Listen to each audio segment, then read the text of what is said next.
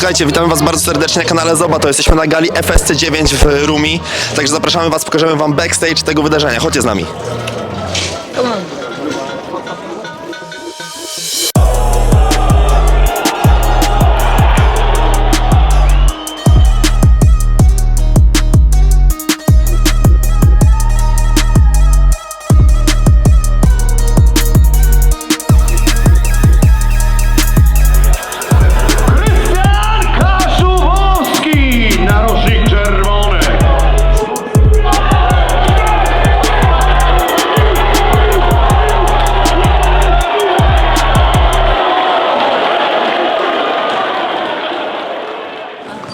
Ja już wiem, że tak skaczą. Nie, to... A to nie chcę.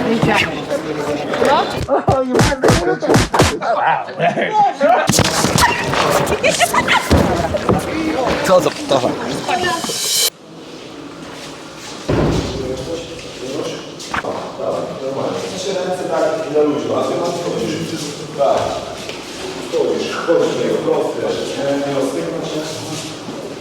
Zaczniemy od tego, żebyś się przedstawił nam. Cześć, jestem Patryk Domarus. Rozumiem, że walka wygrana Wygrana przed czasem. przed czasem. W której minucie była zakończona? Druga runda, 58 sekund. Nie, coś takiego. Dobra, to Knockout, techniczny knockout. powiedz, a generalnie chcieliśmy zapytać, jak oceniasz umiejętności przeciwnika? Wymagający, Wymagający, mocno bił, zaskoczył mnie. No. ale mimo to szybki koniec. Na szczęście. A jaki masz rekord, jeśli możemy wiedzieć? 2-0. 2-0. Aha, no to ładnie. To czyli druga, można powiedzieć, profesjonalna walka i na plus. Semi-pro i wygrana przed czasem. Aha, i dwie walki na gali FSC? Nie, jedna była na Dragon Fight, no teraz na FSC. Dla ludzi, którzy właśnie nie wiesz, nie byli nigdy w oktagonie, nigdy tego nie uprawiali, jak wchodzisz do oktagonu, jak to jest uczucie? Na pewno duży stres, ale też duża adrenalina, wyciszenie, nie ma nic słuchać i tylko swój przeciwnik. Jako, można powiedzieć, jakby zawodowiec, tak, no jakby ty masz też coś takiego, o czym ludzie mówią, że wchodzisz i jakby przez chwilę zastykasz. Na pierwszej walce byłem bardzo zestresowany, to wszystko zeszło dopiero w klatce. Jak się klatka zamknęła, to już widziałem tego przeciwnika, a teraz tego stresu nie było. Jak wszedłem już na wybieg, to kompletnie wyciszenie, pełne skupienie. Czyli fokus, robota. Fokus, swoja robota, to co lubię. No ja mogę powiedzieć tak, bo teraz byśmy chcieli zadać ci pytania. Nie wiem, kojarzysz może freak fighty? Kojarzę. Lubisz? Lubię, no. Czy tolerujesz, bo to zależy od czego, czy będziemy dalej zadawać pytania. No, zależy co to, bo tam są rzeczy, które się nie tolerują. na przykład. I tutaj robię takie porównanie, bo mam trenerów, którzy właśnie walczą tutaj na gali FSC, biją się też w Fenie i tak dalej, no i chcę zrobić takie porównanie z zawodnika sportowego z tymi freak fightami. I teraz mamy pierwsze takie pytanie do ciebie, jeżeli byś mógł zawalczyć na gali freak fightowej, to czy chciałbyś zawalczyć? No na pewno, jakaś przygoda, rozrywka, pewno jakiś duży zarobek, jakieś doświadczenie, przygoda, rozrywka. Gale na bardzo wysokim poziomie to są. No można powiedzieć, że no ja akurat biłem się na gali w Płocku, to było w Płock Arenie, no to gdzie wychodzisz do 8000 ludzi, no to jest naprawdę duży szok, duży taki szok i tak jak wspomniałeś, że jak wchodzisz pierwszy raz do klatki, to jest duży stres, no ja trenuję, można powiedzieć, sporty walki 7 miesięcy i tam byłem wystawiony tak od konkursu, jakbyś miał się zestawić z kimś, nie? To z kim byś się zestawił? Taka wiesz, walka jakby kurde, no na poziomie, nie? No bo A wy freak fighta? Tak. No na pewno z kimś takim, który ma już dość wysoki poziom, nie? czyli co, Wrzosek? Załęcki? Bo może moją wagę. A, twoją wagę, kurde, to parkę? Przyjąłbym takie. Przygoda, no. Ja myślę, że to była dobra walka. Na pewno, jakie doświadczenie. Zależy ile by zapłacili, nie? No to na pewno. So, what's your name? Delmar Silva. Where are you from? I'm from Brazil, but now I'm living in Portugal. How you take this fight? So I'm so prepared. I have been prepared to fight a long time, not only this fight, but a whole fight. And I was in my life, so now I'm so prepared to the fight. What is your record? So in this time, my record is negative because I did some fights not good, but now it's I changed my history. Okay. And I go to the top. You more like Brazilian jiu-jitsu, yeah? You go to the parter? Yeah, I don't know. It will be added after. Okay. After I would like to fight utilizing my hand, but I'm super prepared to the floor because I am black belt of Brazilian Jiu-Jitsu. Do you know what is it? Freak fights? Freak fights, yeah. Some influencer go fight in the octagon. I don't know. Ah, okay. Okay, because he is one of them. He's yeah. Yeah, I train 7 months, and after 2 weeks I go to octagon first time and fight. You know. Yeah. So good, bro. But now I'm training 7 months and it's going to better. And we try to challenge what is better, the freak fights or the original sports fight.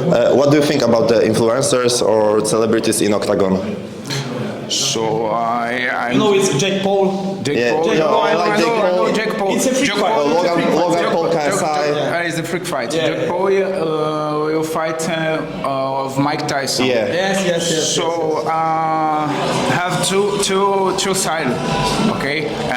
And one side is the good because it's the grow up of the sport. It's the promotion. It's the promotion. It's yeah. the promotion of the sport.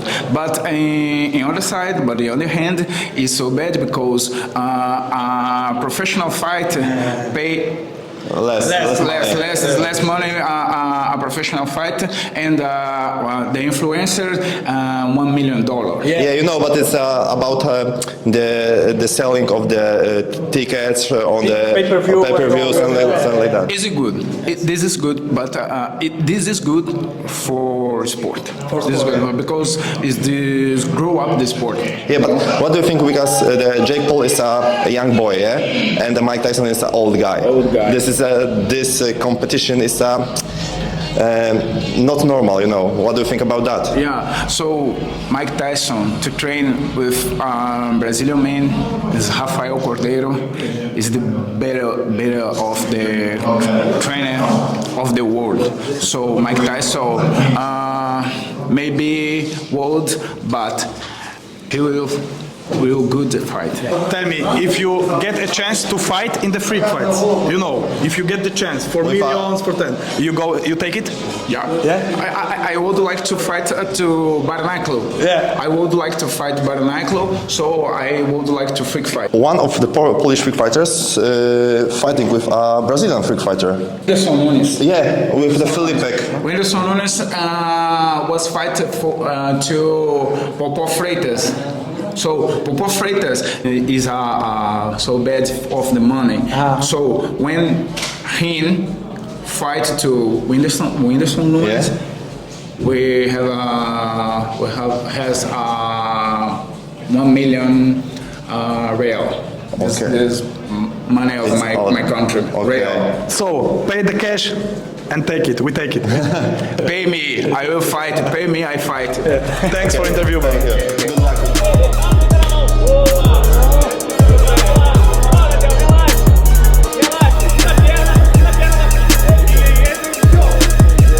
28 dla zwycięzcy tego pojedynku, którym zostaje Delmar Silva!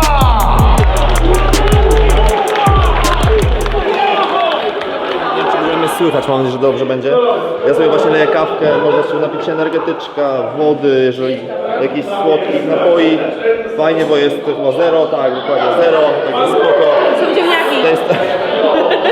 Tor jest zadowolony, są ziemniaki i fryty, nie? Tu macie jakieś ciacha, tu nie wiem co jest. No to jakieś gąbki. Czy tam zrazy, nie wiem, czy były gąbki albo zrazy. Jest jakaś, także... Jest też alkohol. Do zobaczenia potem. Siemano, jest z nami Tarzan. Siemano, witamy serdecznie. Bardzo serdecznie. Słuchaj, chcielibyśmy zadać Ci kilka pytań odnośnie gali sportowej, FSC, gali freak fightowej i tak dalej. Też miałeś okazję zwiedzić jedną i drugą, teraz siedzisz tutaj blisko ringu. Jak oceniasz, jak Ci się podoba, jakie różnice widzisz w organizacji i tak dalej, bo tak jak już rozmawialiśmy z kilkoma osobami, gala FSC jest troszeczkę mniejszą galą, a i tak jest bardzo dobrze zorganizowana, wbrew pozorom. No, dobrze zorganizowane. Mam stolik przy samej, przy samym przy samej klatce, a pojawiłem się, bo dużo moich kolegów z klubu Mighty Bulls, w którym trenuję, oczywiście sercem za MMA Top Team Grudziądz, oczywiście, ale trenuję na co dzień w Mighty Bullsach, w sensie przed kontuzją, więc dużo chłopaków tutaj się bije ode mnie, więc dlatego się pojawiłem. No i co, no sportowa rywalizacja zawsze mi się lepiej podobała niż takie freak fightowe, wiecie, przepychanki i wszystko, no bo tutaj chłopacy wychodzą wojownicy i się biją, więc fajnie się to ogląda, nie? Dokładnie. A nie wychodzą po pieniądze niektórzy, nie? No tak. I kładą się i klepią. Na nas jeszcze patrzeć nie możesz. Słuchaj, wybraliśmy cię, bo jesteś tutaj osobą dość rozpoznawalną i byłeś w świecie... Followersów. Tak, to też. ale nie odpisujesz na Instagramie, kurwa. Czy w tym kółku możesz mieć najwięcej? Jeszcze story. A to ja nie wiem. Dobra, słuchaj, bo mamy takie pytanie, porównujemy gale freakowe i sportowe. I teraz według ciebie pierwsze takie pytanko, jak byś ocenił oprawę? No wiadomo, że pieniądze tutaj FSC ma trochę mniejsze do zainwestowania i tak dalej. Papa jest zbierał, nie? No, dokładnie. I tu już pozdrawiamy Artura. Ile Azura wyskakuje z hajsu, nie? Mamo. Ty no 200 zł to mamy. Jak ci się przyda. Chcesz 200 zł? Nie, mówię, ile sypnąłeś tutaj na galę? Ja na galę? O stary. 10 gram. I to już nie pójdzie. Pokaż. I to czystego, rozumiesz? Oczywiście mówimy tu o złocie. Wracając do tematu. Jakbyś miał porównać galę freakową, a galę sportową. Tobie bliżej do czego? No wiesz, no sportowcem nie jestem, więc bliżej mi do freakowych gal, ale szacunek i wiesz, no chłopacy tutaj biją się za trochę mniejsze garze niż my, więc trzeba oddać im szacunek, bo są wojownikami, zapierdalają każdego dnia za tym, więc jakby no nie ma co porównywać tych gal, bo to są dwa różne, wiesz, światy tak naprawdę, no. A jak tobie co lepiej się ogląda? Freaki czy sportowców? Wiesz co, freakami się trochę zmęczyłem już, nie? Naprawdę. No zauważyliśmy, dlatego chyba widzę, że idziesz trochę w inny kierunek. Ja akurat śledzę twoją karierę, widzę teraz kulturystykę i tutaj samych takich wielkich dziadów ciebie prowadzących. Także co, jednak teraz trochę idziemy w świat kulturystyki przez operację kolana, czy to, że już trochę zmęczył cię ten świat? Nie zmęczył mnie, bo wiesz, jakby ja, żeby nauczyć się bić, wyszedłem ze swojej strefy komfortu i zacząłem zapierdalać na, wiesz, na grupie zawodniczej w Mighty Bullsach i serduchem zawsze moje MMA będzie, wiesz, w moim sercu, ale niestety kontuzja mnie wykluczyła na ten moment ze sportu walki, więc poszedłem w stronę kulturystyki, bo chcę nabrać masy mięśniowej, bo chcę wrócić i najebać paru delikwentów. Czyli co, waga ciężka? Tak. Waga ciężka. Będę czyścił wagę ciężką, jak wrócę. Ale czy mówisz, czyli tak, powiedziałeś, że powrót... Waga lekka. Czyli mamy tak, Waga lekka. powrót mamy ustalony, mniej więcej na kiedy? Nie wiadomo jeszcze, zobaczymy. Nie mogę tego zdać. Czy to może być jeszcze te wakacje, czy nie? Nie, na pewno nie. Nie. Czyli Prime odpuścimy, Cloud odpuścimy. Wrzesień? Wrześniej Fame? Nie mogę wam mówić nic już dalej. Okej, dobra. Wracając do tematu freaków. Najbliższy oponent tobie. Masz jakiegoś takiego rywala, którego byś chciał tutaj ukąsić albo zapytać go, czy nie chciałby się skonfrontować? Nie no, ja to mogę powiedzieć oficjalnie, że najebie strollowanego, później Piechowiaka i mam jeszcze jednego tam delikwenta na liście. Okej. Czyli bestia i strollowany, uważajcie, Tarzan idzie po was. Nie no, bo wiesz, ostatnią galę dali taką śmieszną walkę, że trzeba jej wybić MMA z głowy. Nie? Okej, rozumiem. Dobra, teraz jeszcze jedno pytanko, ostatnie. dobra, mów. Kulturystyka. W sercu bardziej niż MMA? Nie. Nie? Czyli zostajemy przy sobie. Dziękujemy za wywiad. Pozdrowienia. Dzięki bardzo. Dzięki. Tu nie ma dużej różnicy pomiędzy tym, jak dostajecie z gołej pięści, a czegoś takiego. Także dla osób, które nie miały nigdy styczności z tym, to naprawdę można z tego dostać. Tori, zawodowa rękawica. Wychodzisz? No a jak? Z kim? Jesteś gotowa? Nie, no ja się cię boję. Dzisiaj w Cybergaja już się ograłam. Nie Ja już jestem dzisiaj podwójnym przegranym, także... Słuchaj, pamiętaj, jak na Mawsa, nisko, bo on wali wiatrakami i proste. I zasłoń gardo, żebyś się nie przeziębiła. Właśnie tutaj przyjechaliśmy na galę i robimy takie porównanie. Chcemy trochę zestawić świat sportowy z światem freak fightów. Nie wiem, czy będziesz chciała na ten temat? Ja chyba kojarzę z jakiegoś programu, czy nie? Tak. Czekaj, Hotel Paradise, oglądałem. Ten sezon. No, a ja... No spoko, nie? Nie pamiętam dokładnie, to jakiś czas temu było, ale oglądałem. No to będziemy mieli kolejne pytanie. Czy może do hotelu? Dobra, czyli tak, wiemy już. Chcielibyśmy zadać ci takie pytanie. Jak czujesz się przed walką? Co sądzisz o swoim przeciwniku? Przed walką czuję się świetnie, już nie mogę się doczekać, na razie czekam. To jest chyba najgorszy etap, wyczekiwanie tej walki. A co sądzę o przeciwniku? Wszedł na zastępstwo tak naprawdę kilka dni temu. Tydzień temu wszedł na zastępstwo, miał być zupełnie inny przeciwnik, zupełnie inny styl. Jednak wypadł, jest nowy parterowiec, czarny pas w jiu-jitsu. Warunki fizyczne na pewno są po mojej stronie. On nie zbijał kilogramów do walki, ja zbijałem ich sporo, więc myślę, że na dzień dzisiejszy będę nawet cięższy od niego 8-10 kilogramów. To pierwsze pytanie może zrobimy, może będzie tak, jak przewidzimy tak jak Conor McGregor, bo Conor McGregor zawsze przed swoimi walkami mówił, która minuta i jak będzie, jak to się skończy, czy to będzie KO, czy to będzie na punkty i tak dalej. Jakbyś miał przewidzieć, oczywiście bierzemy każdy scenariusz, może być to nawet przegrana, tak? Jakbyś ocenić miał teraz jeszcze przed walką, jak byś ocenił to? Pierwsza runda i to będzie skończenie uderzeniami. Nie wiem, czy w parterze, czy w stójce, ale tak obstawiam. Czyli możemy stawiać na ciebie. Okej. Dajcie mi chwilę. Dobra, teraz robimy taki lepszy, taki śmieszniejszy content. Chcielibyśmy się zapytać ciebie, czy kojarzysz może co to są freak fighty? No tak, tak. Teraz chcieliśmy zapytać, jak oceniasz ten świat? Wiesz co, no, jednym może się podobać, drugim mniej. To zależy, kto przedstawia jakie wartości, tak? Jak ktoś przychodzi, wyzywa od kurew i tak dalej, no to słabo, ale jak są normalni zawodnicy i potrafią się zachować, wiadomo, trzeba coś tam troszkę więcej powiedzieć, coś tam przycisnąć, ale wszystko z klasą. Tak, bo teraz jest tak, że nawet sportowcy, jak zauważyłeś, pewnie biorą udział w freak fightach. No wiadomo, na pewno pieniądze lepsze, to pierwsza sprawa. I teraz pytanie do ciebie. Jeżeli miałbyś okazję zawalczyć, czy chciałbyś zawalczyć? No, oferta finansowa była spoko, no to kurde, czemu nie? Czyli jeżeli ktoś tutaj, bo może ktoś będzie potencjalny, jakiś tutaj kandydat, osobnik i tak dalej, jeżeli by chciał z tobą zawalczyć, bierzesz to od razu. Kładźcie kasę i wjeżdżam. No zależy ile tej kasy było. Nadal mam kontrakt z KSW, więc to kwestia dogadania formuły, bo raczej MMA bym nie mógł. Aczkolwiek może by się na to zgodzili, teraz się zgodzili, więc kto wie, może na freak fighty też by się zgodzili.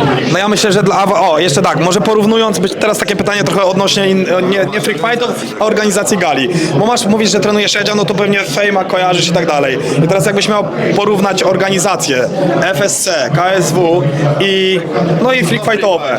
No wiadomo, freak fightowe, kasa, sponsorzy, medialka i tak dalej, pay-per-view, to jest ogrom, nie? Także, ale jakbyś miał porównać właśnie galę FSC, KSW, jak byś ocenił na przykład, wiadomo, nie ujmując ani jednej, ani drugiej, bo ja powiem ci moją opinię. Ja byłem na FSC, byłem na KSW i byłem na Klaucie, na Fejmie i tak dalej.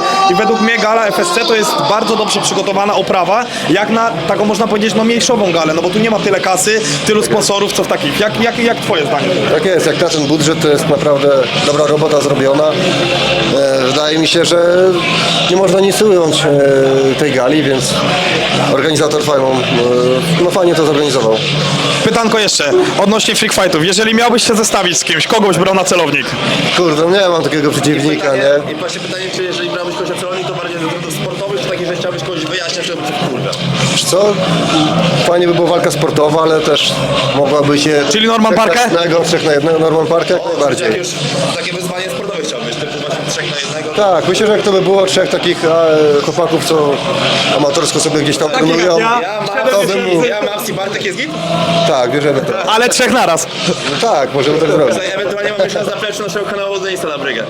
Słucham, Denisa? No tutaj myślę, że w MMA to możemy robić pojedynek. Raczej to jest Cujkowicz, więc w MMA możemy to zrobić.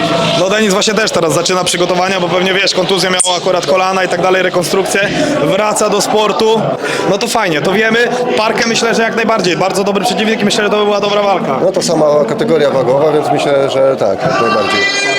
No dobra, to myślę, że to tyle. Dziękujemy Ci bardzo za krótki wywiadzik. Będzie można zobaczyć go u nas na kanale. Zobacz to, więc jak będziesz chciał obejrzeć swoją facjatę, twarz, bo tutaj mówili, że jesteś niewygadany, chyba tak sugerowali coś, a tutaj widzę, że medialnie bardzo dobrze. Mati, przepraszam cię, ale nawet kanał kurwa, żeby powiedziałeś. No zobacz to, no jak? Zobacz to. No zobacz. To co, to dziękujemy bardzo i powodzenia. Może wygrana się, będziemy oglądać później i zobaczymy, czy Twoje predykcje się spisały. Pierwsza runda, ciosy kończące. Nieważne, czy w parterze, czy w stójce.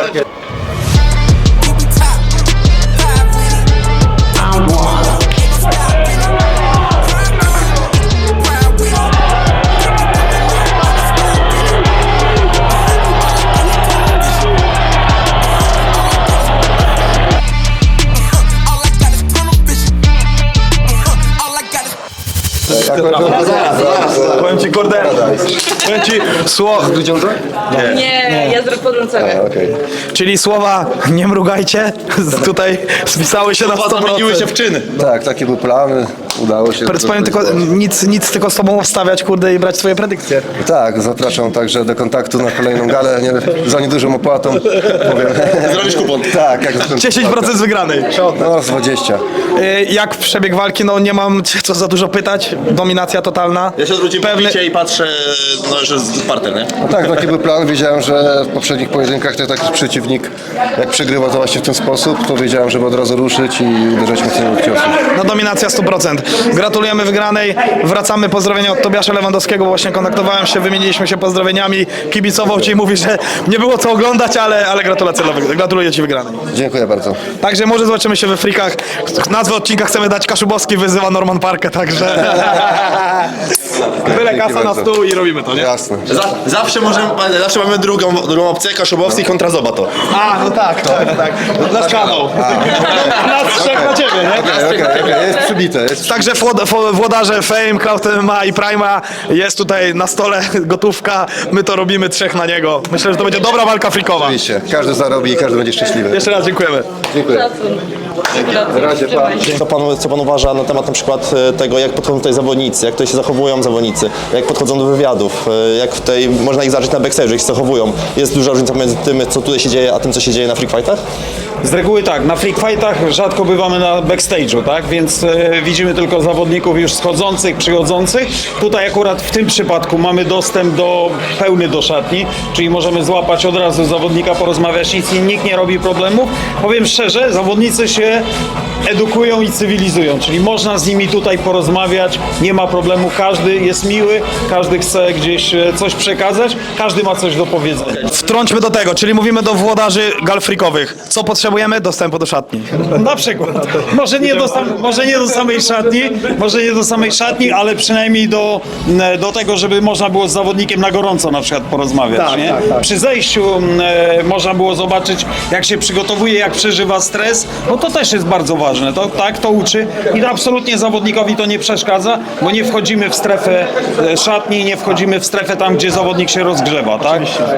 To jest naturalne. Natomiast No i zawodnik sam decyduje, czy chce wyjść, czy nie chce, nie? Po prostu. ja bym powiedział tak, dzisiaj też jest tak, że gale się w pewien sposób, schematy gal są bardzo podobne. Czy to jest gala sportowa, czy freak fightowa, to jest gala bardzo podobna, tak? Jest catman, który pracuje na zawodowych galach, na freak fightowych, są trenerzy, którzy pracują na freak fightowych i na sportowych galach. Sędziowie to samo. Sędziowie, więc nie ma tutaj żadnego problemu. Myślę, że to jest bardzo, bardzo podobne. Kwestia jest podejścia ludzi. Kiedyś freak fighterzy robili troszeczkę więcej show, tak? A to gdzieś się tam napieli, gdzieś powiedzmy doszło do starcia i w tym momencie dochodziło powiedzmy do tego, że wyświetlenia rosły, tak? Tak, Bo był tak. konflikt w szatni, tak? Czy na zapleczu gdzieś, nie? No powiedzmy, no niestety, ale show się sprzedaje. Im więcej dymów, tym większa sprzedawalność pay-per-view. No, do tego ten świat zmierza, nie?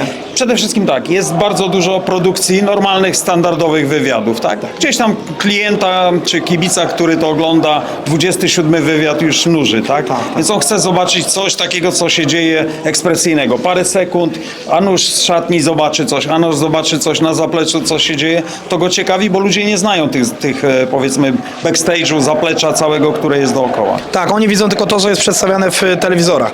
Dobrze, przejdźmy teraz do takich kilku pytań, bo tak jak my, pan też bywa na tej gali, bo ja ogólnie jestem zawodnikiem Cloud MMA, już walczyłem 2 razy, także też wiem, jak ta gala wygląda od wewnątrz, od zewnątrz i tak dalej. Chciałbym pana zapytać, bo powiem, próbujemy tak porównać jakby tutaj całą oprawę tej gali FSC, KSW i freak fightowej gale, bo według mnie, w mojej opinii, tutaj nie chcę słodzić oczywiście, ale gala FSC jest na bardzo wysokim poziomie, jak na galę taką powiedzmy amatorską, tak, bo tu wiadomo, nie ma tyle pieniędzy, co załóżmy we freakach albo w KSW, jest mniej sponsorów i tak dalej. Jak pan ocenia tutaj przygotowanie, całą oprawę i całą tą taką... Jeśli chodzi o sport, potrzebne są w miarę dobre światła, tak, no bo tu jest telewizja. Telewizja wymaga świateł, każda lampa kosztuje, każdy organizator wie o tym, że każde światło dodatkowo kosztuje, więc musi się tutaj liczyć z tym, że to są dodatkowe koszty, tak.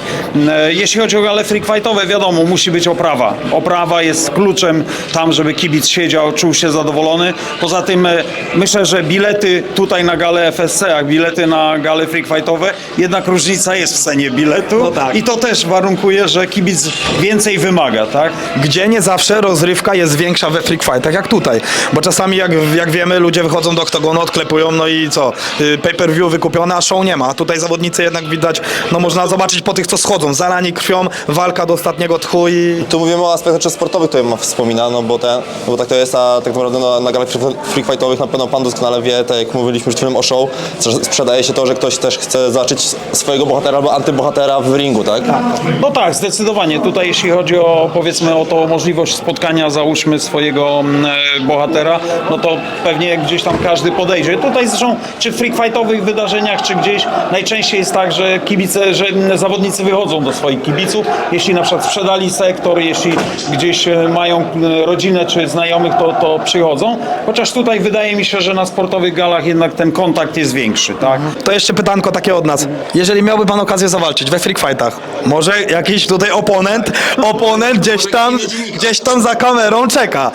Jeżeli miałby pan okazję, przyjąłby pan walkę? Powiem to, co zawsze mówię. Odsyłam was do filmu Pulp Fiction. Rozmowa, kiedy Bruce Willis wchodzi i siedzi szef gangusów i daje mu łapówkę za to, żeby sprzedał walkę i mówi mu, wiesz, gdybyś miał kiedyś osiągnąć sukces w walkach, to byś go osiągnął, a teraz kurwa możesz sprzedawać tylko walkę.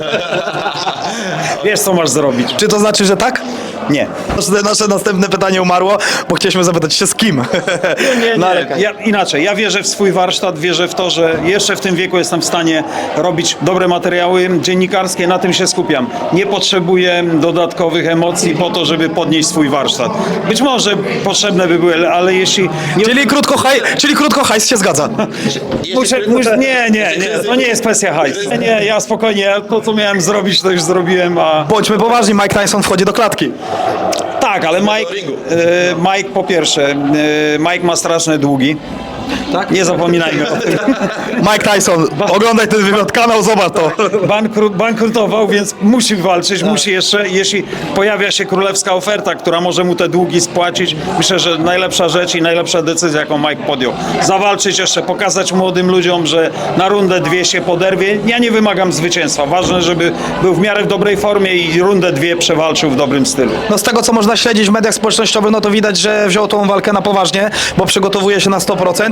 No i porównując go do jego takich, jakby można powiedzieć, no bo w mediach on się pojawia, paparazzi go łapią i tak dalej, a do tego teraz jego ruchliwości, jego tak jakby zaangażowania w tą walkę, to widać, że zrobił ogromny postęp. Ja bym powiedział tak, kiedyś zrobiłby 20-30 takich akcji na rundę. Dzisiaj jest w stanie 2-3 zrobić i pokazać to w mediach.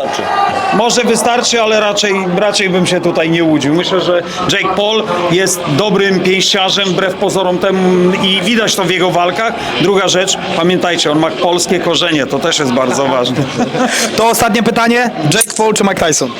Wydaje mi się, że Jake Paul, aczkolwiek jeśli Mike Tyson nie załatwi tego w 2 rundach, to raczej nie sądzę, że będzie zwycięstwo. Jest z nami Artur, legendarny Papaj, czyli tutaj człowiek całego tego zamieszania. Wielu ludzi wypowiada się, że gdyby nie ty, to gala by tutaj nie hulała. Mamy też nagrania, gdzie ludzie mówią, że bo porównywaliśmy tutaj galę FSC do gali KSW i do gali Cloud MMA i do gali freakowych ogólnie.